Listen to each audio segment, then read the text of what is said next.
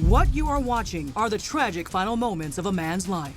It was just so quick. Like 1 second I see him walking and alive, and the next second he's not. Department. This car ran over two guys that were fighting, and then he just pulled back and pushed forward and run them over. Two guys are laying down. It was the fatal hit and run that became international news, made all the more shocking because of the man behind the wheel, the infamous Marion Suge Knight. Yo, Suge, what was the fight about, man? Can you say anything about the allegations against you? Once called the most feared man in hip-hop as co-founder and CEO of Death Row Records. Suge helped define the West Coast rap scene of the 90s. But with his ruthless kingpin image came allegations of very real criminal behavior. Violent shakedowns, brutal assaults, even murder. The world may never know if, as many have claimed, Suge Knight had anything to do with the deaths of Biggie or Tupac. But there's no denying this one.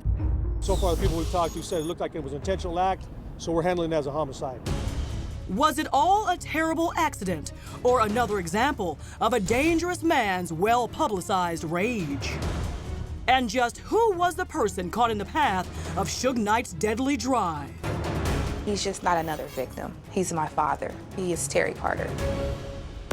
At the time of his death, Terry Carter was trying to do what some might consider impossible: negotiate a peace between the former Death Row heavy and his old associates, Dr. Dre and Ice Cube. It was a job Carter was uniquely positioned to do. That was Terry, always trying to help, always trying to be the mediator in conflicts in the neighborhood or wherever. Carter was in some ways the ultimate hip-hop insider. In his custom car shop, he actually created the drop-topping lowriders you've seen in rap videos like Dr. Dre's Let Me Ride and Mac 10's On Them Things. And as the founder of Heavyweight Records, he produced music for multiple high-profile artists, including Ice Cube. He was the man. He was the straw that stirred the drink, as they say. And unlike the man now accused of taking his life, he did it all with a delicate touch. He wanted to bring everybody together. He was the problem solver. He was Mr. Fix-It. He made it okay for everyone to get along in the hip-hop business. There was a couple of times where things happened to artists and he would make a peace treaty. He would just put everyone together and make it happen. But it wasn't just how he operated his label. Bringing people together was Terry's life. He married his childhood sweetheart, Lillian, had 3 adoring children, and still found room in his heart for more. A lot more. He took in about 10 of my cousins and treated them all like they were his kids. Brought them all cars, put them all through college, housed them, fed them. Even as adults, still acted as a second father for them. Unfortunately, for all the wrong reasons, Terry's reputation as a unifier is now a part of official court record. He was really trying to help someone else, and that's probably the reason he's not here today. Straight out of Compton. By now, millions of people have seen the NBC Universal biopic documenting the rise and fall of NWA. But less well known was the real-life drama reportedly going on behind the scenes between Suge Knight and the movie's producers, Dr. Dre and Ice Cube. Word on the street was that Suge Knight was not happy with his violent portrayal, and according to some, that's where Terry came in. I know a few days prior, Terry had told me he was trying to do something to help a relationship between 2 parties, and I think that's why he was even there.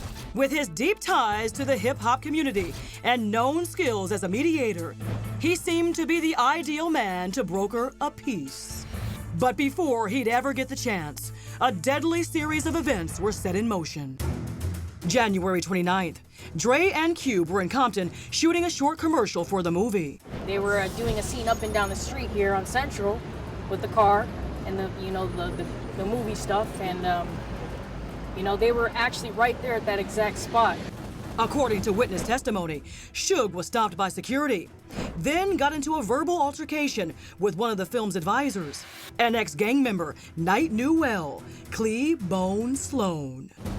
After that, Suge drove off, and according to at least one report, again reached out to Terry to arrange a meeting. A parlay Terry Carter, the mediator, readily agreed to. Does that make it even harder when you know he was trying to do something good? Absolutely. Like, there's no question about that. It kind of is like, gosh, maybe you shouldn't try to help everybody. A short time later, surveillance captures Suge's bright red Ford F-150 pulling into this parking lot. And then, I just went by so fast. chaos. It was literally like 4 seconds. Coming up, is Marion Suge Knight guilty of cold-blooded murder? And will the former death row kingpin finally face justice?